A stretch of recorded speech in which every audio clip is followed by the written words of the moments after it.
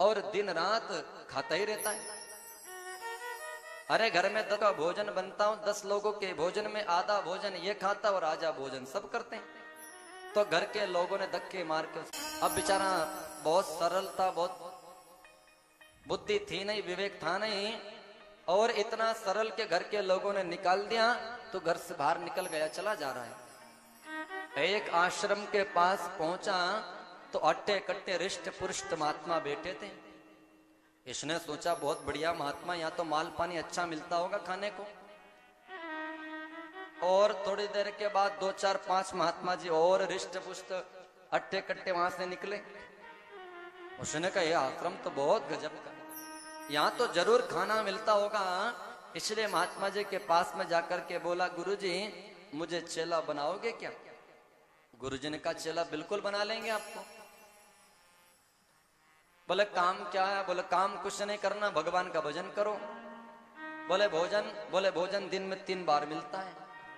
अरे 3 बार? हाँ, दिन में 3 बार भोजन करो और भगवान का भजन करो। उसने कहा गुरुजी मैं कुछ थोड़ा ज्यादा खाता हूं। बोले आपके यहाँ पंगत कितनी पड़ती? बोले 5 पंगत पड़ती है। 5 पंगत? बोले हाँ 5 पंगत। बोले 5 पंगत में यदि मैं उठूं नहीं तो कैसा? बोले बिल्कुल मत उठो, 5 में खाते रहो, कोई मना थोड़ी है तुमको खाने का। बोले ये तो बहुत बढ़िया, खाना ही खाना, काम कुछ करना नहीं। अब वो आश्रम में रह रहा है, खूब लड्डू बन रहे हैं, मालपुए बन रहे हैं, खीर बन रही है, नए नए भंडारे लोग आ रहे हैं, यजमान भंडारे करवा रहे हैं। अब खाता है और पड़ा रहता है, भगवान का भजन करता है।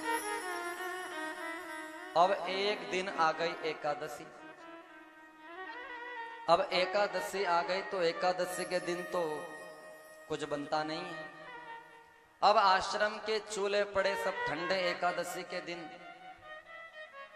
ना रसोई आया, ना हलवाई भोजन बनाने वाला आया, सब लोग कीर्तन भजन में लगे। इसको आधा 1 घंटा हो गया भोजन की तपस्या करते करते। महात्मा जी के पास जाकर के बोला, गुरुजी आज बात क्या है? रसोई घर सब चूल्हे ठंडे पड़े हैं, कोई भोजन बना नहीं रहा, क्या बात है? महात्मा जी ने कहा आज एकादशी है और एकादशी के दिन पानी पीना भी आश्रम में मना है, भोजन तो दूर। बोले भोजन? बोले भोजन नहीं होगा, एकादशी आपको भी करना होगी।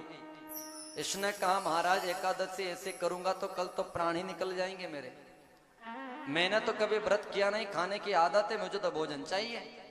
महात्मा जी ने कहा आश्रम में तो भोजन बनेगा नहीं। तो बोले मैं तो जिंदा नहीं रह सकता।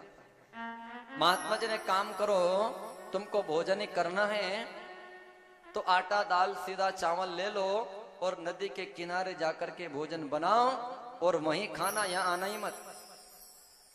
इसने कहा मरता क्या नहीं करता, ले लो भोजन पानी प्रसाद। वो आटा सीधा दाल चावल लेकर के जाने लगा तो गुरुजी ने कहा एक काम करना, जब भोजन कर ही रहे हो तो पहले भगवान को बुलाना और उनको भोग लगाना, फिर खाना।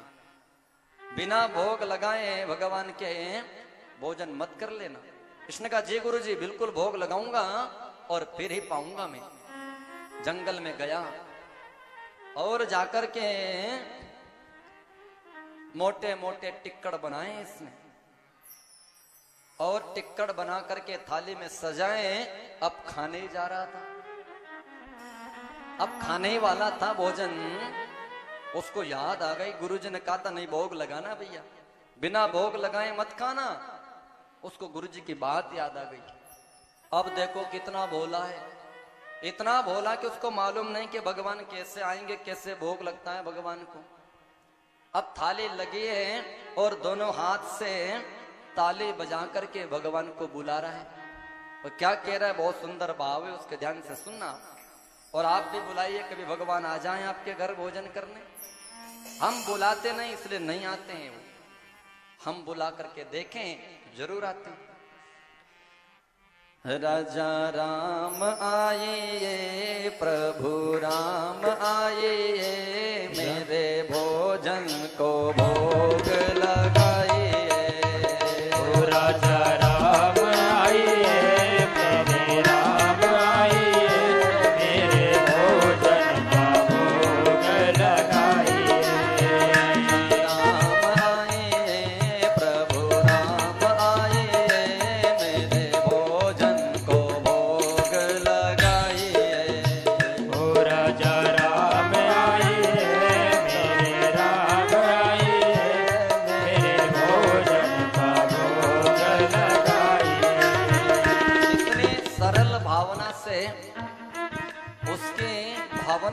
सरल हैं, इतनी मधुर वाणी उसकी, और सरलता से बुला रहा भगवान नहीं आए। अब उसको क्या मालूम, उसको तो ये मालूम था कि भगवान आके खाते होंगे तो मैं खाऊंगा। तो भगवान को और सरल भाषा में बुलाने लगा। आचमनी अरदान आरती यहाँ यही मेहमानी, आचमनी अरदान आरती यहाँ यही मेहमानी, आचमनी अरदान आरती यहाँ यही मेहमानी, आचमनी अरदान आरती यहाँ यही मेहमानी। रूखी रोटी पाओ प्रेम से पियो नदी का पानी, रूखी रोटी खाओ प्रेम से पियो नदी का पानी। देखिए कितने सरल भाषा में समझा रहा है कि ना मेरे पास आचमनी है, ना मेरे पास अर्घा है, और ना कोई मेरे पास थाली है? यहाँ तो यही मेहमानी है कि रूखी रोटी खाओ और पियो नदी का पानी, यही है मेरे पास, तो कुछ है नहीं।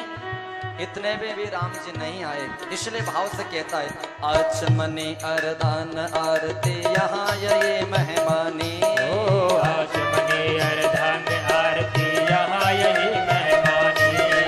रूखी रोटी खाओ प्रेम से पियो नदी का पानी, रूखी रोटी खाओ प्रेम से पियो नदी का पानी। राजा राम आए प्रभु राम आए, मेरे भोजन को भोग लगाए।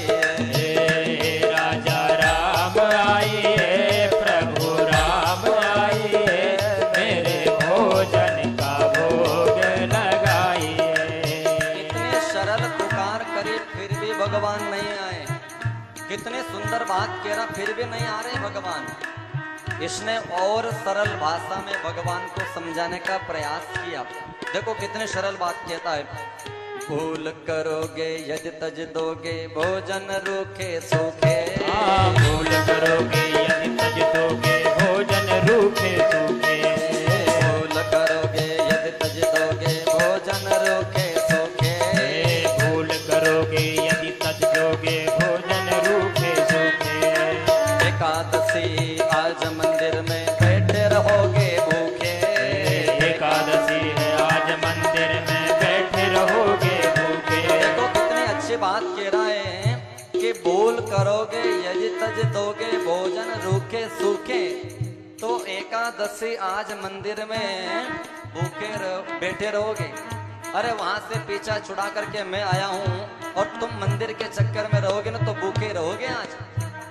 इसने बड़े सरल भाषा से कहता है, भूल करोगे यदि तज दोगे भोजन रूखे सूखे, भूल करोगे यदि तज दोगे भोजन रूखे सूखे।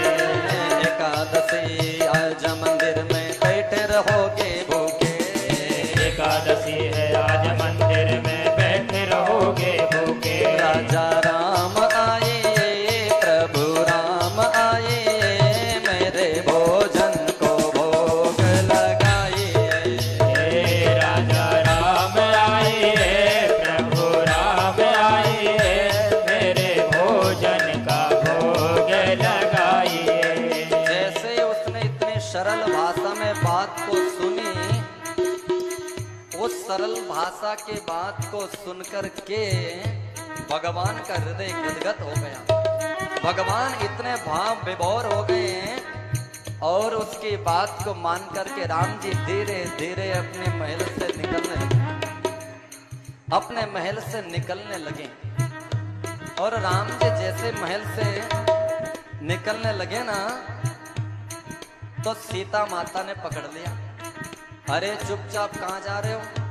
अरे हमारा भगत हमको बुला रहा तो हम भोजन करने जा रहे हैं। बोले अकेले भोजन करने जा रहे हैं, हमको नहीं ले जाते हो?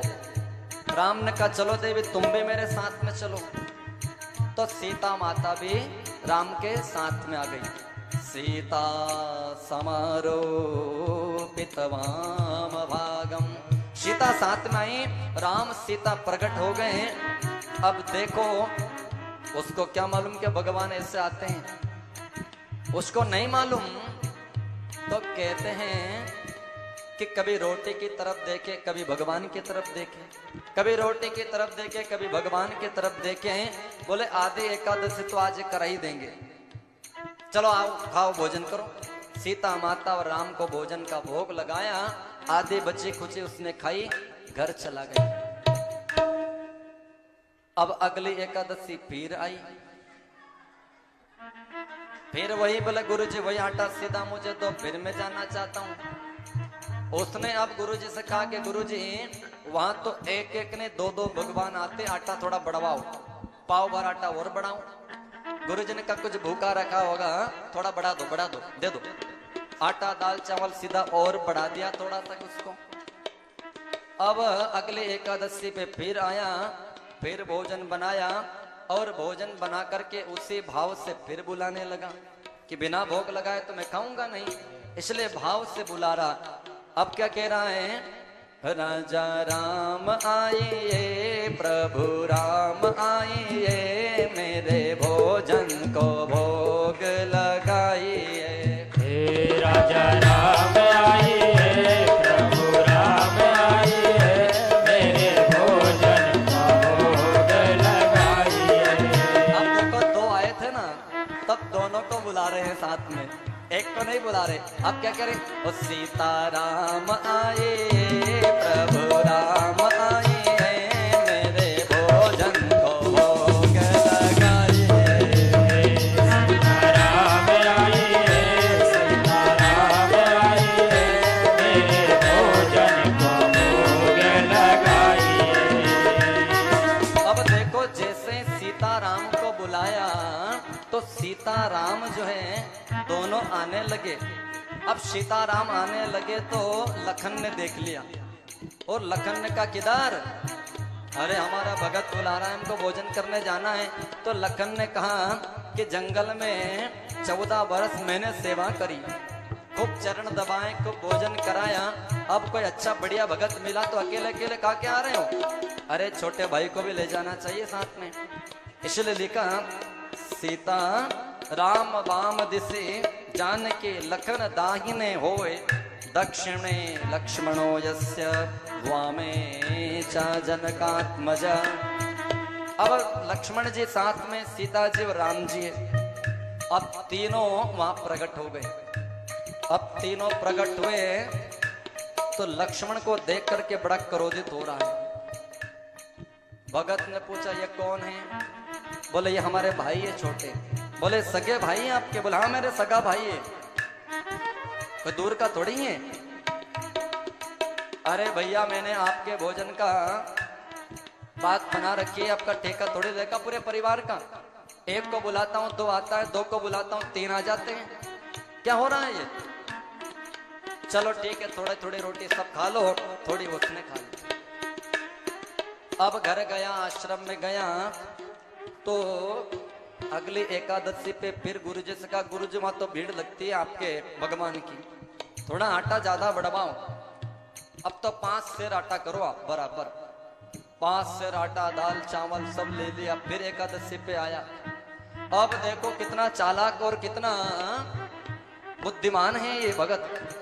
आज इसने भोजन नहीं बनाया, आटा दाल चावल सीधा ला करके रख दिया और दाल चावल सीधा रख करके बुलाना शुरू कर दिया। अरे पहले आ जाए, कितने लोग आते फिर बनाएंगे। अब 1 का बोलते हैं तो 2 आते हैं, 2 का बोलते हैं तो 3 आ जाते हैं, और हमारे भोजन में गड़बड़ होता ना फिर खिलाने में, इसलिए बनाए नहीं, पुकारना शुरू किया। और सीताराम आए, प्रभु राम आए, मेरे भोजन को भोग लगाइए। सीताराम आइए, प्रभु राम आइए, मेरे भोजन को भोग लगाइए। राजा राम आइए, सीताराम आइए, मेरे भोजन को भोग लगाइए। राजा राम आइए, सीताराम आइए, मेरे भोजन का भोग लगाइए। जब जंगल में भक्त ने कीनी प्रेम पुकार, तब ताछन में प्रगट होत दिव्य राम दरबार। आज उसने बुलाया तो एक नहीं, दो नहीं, तीन नहीं, पूरा राम दरबार प्रकट हो गया। राम, लक्ष्मण, जानकी, शत्रुघ्न, भरत और तो और हनुमान जी भी साथ में आ गए। पूरा राम दरबार आ गया। अब इसने देखा कि अच्छा किया मैंने पहले बुला लिया, बनाया नहीं तो मार डालते मुझे बनवा बनवा करके। एक का बोलता हूं तो दो आते हैं, दो का बोलता हूं तो तीन आते हैं। तो देखो भगवान से कितनी सुमधुर बात कह रहा है। भगवान ने कहा भैया आप बुलाया भोजन करने, तो भोजन कहाँ है, लाओ। बोले मुझे मालूम था कि आप ऐसा ही करते हो, इसलिए आज भोजन बनाया नहीं, भोजन आप स्वयं बनाओ। आप भोजन बनाओ, आप भी खाओ, हमको क्या लेना देना। भगवान से बहुत सुंदर बात कह रहा है। मोते नहीं बनत बनाए भोजन, आप बनावहूं। बहुत दिन संग पाए, मोते नहीं बनत बनाए भोजन, आप बनाऊं। राम जी की तरफ देख करके कह रहा है भगत, तुम नहीं तजत सुबानिया अपनी, हम ते समझाए। अब हनुमान जी की ओर देख करके कह रहे हैं कि नर नारिन की क्या कहें। हनुमान जी भी आए ना साथ पे, उनके तरफ देख करके कह रहा कि नर नारिन की क्या कहे। एक बानर भी संग मिलाए, मोते नहीं बनत बनाए भोजन, आप बनावहूं। मोते नहीं बनत बनाए, विश्वभरण पोषण कर जोरी। कहते मुझसे भोजन नहीं बनता, आप बनाओ भोजन। अरे मैंने केवल भगवान के भोग की बात करी थी, पूरा परिवार खानदान उठ के आ गए, सबके कोई ठेका थोड़ी ले रखा मैंने। आप तो भोजन आप बनाओ, मैं नहीं बनाता। अब राम ने कहा कि लक्ष्मण ने कहा कि बहुत बढ़िया भगत जी मिला है तुमको, हमको तो मालूम था लड्डू पेड़े मिलते होंगे, लेकिन ये तो देखो कैसे डांट रहा और कह रहा खुद बनाओ, बनाओ भोजन। राम ने कहा आए तो बना दो पड़ेगा। तो राम ने सबको अलग अलग व्यवस्थाएं दी। विश्व भरण पोषण कर जोरी, ताकर नाम भरत अस होई। श्री भरत जी भंडारे बनाने लगे, श्री भरत जी भंडारे बनाने लगे। श्री भरत जी भंडारे बनाने लगे, श्री भरत जी भंडारे बनाने लगे। अब देखो भरत जी तो भंडारे बना रहे हैं, और भंडारे बनाते तो उसमें लकड़ी लगाना पड़ती ना चूल्हे में, तो लकड़ी कौन लाए। तो कहते हैं चुन चुन के लकड़ी लखन लाल लाने लगे। चुन चुन के लकड़ी लखन लाने लगे। पहुँचते पूंछ से अंजने चौका को, और हाथों से पोता लगाने लगे, और हाथों से पोता लगाने लगे। भरत जी तो भंडारे बना रहे हैं, लखन जी लकड़ी जंगल से बिन बिन करके ला रहे हैं, और जो हनुमान जी गए थे ना साथ में, वो हनुमान जी पोंछा लगा रहे हैं। अब वहां कपड़ा तो था नहीं, तो बोले पोंछ से ही पोंछा लगा रहे हैं। पहुंचते पूंछ से अंजने चौका को पोता लगाने लगे। छेते चूल्हे इधर और उधर, शत्रुघ्न भाजी अमनिया कराने लगे, और शत्रुघ्न अमनिया कराने लगे। अब माता सीता ने चूल्हे में अग्नि लगाई, और छोटा वाला भाई है ना शत्रुघ्न, वो शत्रुघ्न सब्जी काट रहा है, सब्जी के टुकड़े कर रहे हैं। तो पाके संकेत शक्ति का यज्ञ अष्ट निधि वहां आने लगे। श्री भरत जी भंडारे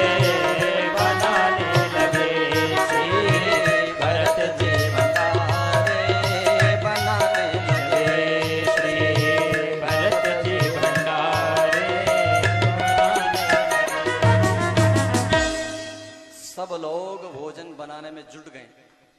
और जैसे सब जंगल के अमलात्मा विमलात्मा महात्माओं को पता चली कि माता सीता स्वयं भोजन बना रही है, राम जी स्वयं बैठे हैं, शत्रुघ्न सब्जी काट रहे हैं, हनुमान जी पोछा लगा रहे हैं, लक्ष्मण जी लकड़ी ला रहे हैं, तो हम महात्मा जो लोग हैं ऋषि मुनि ये प्रसाद पाए बिना कैसे रह सकते हैं। तो अष्ट नवनिधि सब वहां पर आ गए, सारे महात्मा अमलात्मा विमलात्मा। अब देखो इतना सुंदर भोजन बन रहा है, बनाने वाले बढ़िया हैं, और जो भगत जी आटा सीधा लेके गए थे ना, वो दूर एक झाड़ के नीचे बैठे हैं उधर। और किसी ने कहा कि भाई इतने दूर क्यों बैठे हो? अरे जब हमको कुछ मिलना ही नहीं तो उधर जाएं क्यों पास में। और भोजन बनते हुए मुंह उधर कर लिया, इधर भोजन बन रहा है उधर मुंह करके बैठ गया। भैया इधर मुंह क्यों करा आपने? बोले जब हमको मिलना ही नहीं है कुछ प्रसाद तो देख देख करके तरसे क्यों, देखना ही नहीं उधर। लेकिन माता सीता ने भोजन बनाया तो कोई भूखा रह सकता है क्या? पूरे विश्व को माता सीता ने भोजन करा दिया। अंत में भगत जी को भी प्रसाद मिली और प्रसाद पाकर के आनंद विभोर हो गए। अच्छा, इसके जो गुरुजी थे मंदिर के महंत जी, उनको लगा कि ये आटा सीधा एक आदमी तो इतना नहीं खा सकता, तो ये बाजार में बेचता होगा, कुछ जाकर के बेच देता होगा। तो पीछे पीछे गुरुजी भी आए देखने, और गुरुजी ने देखा तो ये तो एक झाड़ के नीचे बैठा है, कुछ बना नहीं रहा, सामान रखा हुआ है। इसने कहा क्या बात है? बोले आपको नहीं दिख रहा? देखो मेरे सीताराम कितने भोजन कर रहे हैं, कितने भगवान है देखो। गुरुजी कहते मुझे तो नहीं दिखते। भगत ने कहा कि आप मेरे गुरुजी को क्यों नहीं दिख रहे हैं? बोले तुम्हारे गुरुजी को कभी नहीं दिखेंगे। बोले क्यों नहीं दिखोगे? बोले तुम्हारे गुरुजी सरल नहीं है इसलिए नहीं दिखेंगे। मेरा तो दर्शन सरल कोई होता है जो सरल होता है, जो बुद्धिमान होता है, जो ज्ञानी होता है ना, उसको मैं नहीं मिलता, मैं तो सरल को मिलता हूं। जो बिल्कुल सरल है, विनम्र है, जो भगवान को प्रेम से चाहता है, उसी को भगवान की प्राप्ति होती है। यहां पर कलयुग के गुणों को बताया कि कलयुग में